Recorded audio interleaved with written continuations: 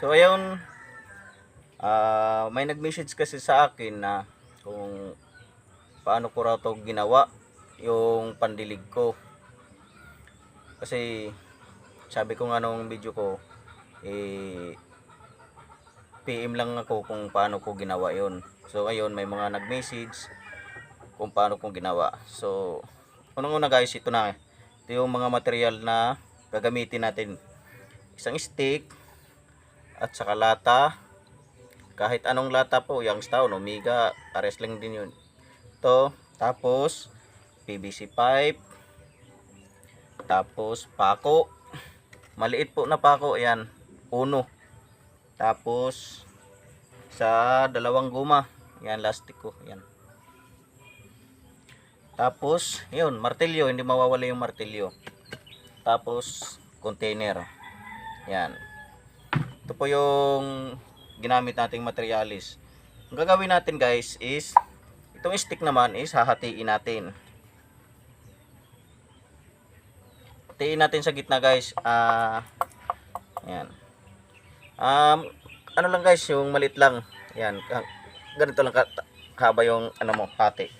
Katapos itong pako naman guys, lalagay natin dito sa gitna. So ayan guys. Ganito ang mangyayari. Katapos yung pako kasi guys, may ulo. Kaya kailangan bumaon yun. Pupukpukin natin ng dandahan. Yan. Hanggang sa maging malinis na po. Tumakip na po yung niya, kabiyakan. Yan. Dandahan lang para hindi mabasag yung stick. Ayan. Yung umabot na yung niya, kabiyakan, ang gagawin din natin ngayon is tatalian natin ng guma. Ayan, putulin yung guma, itali dito.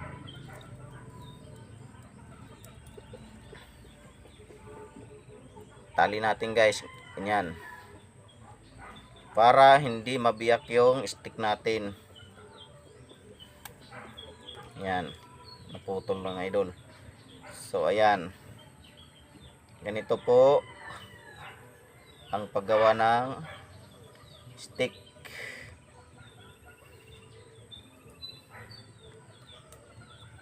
Kailangan dalawa mga idol kasi para mahigpit. So ayan.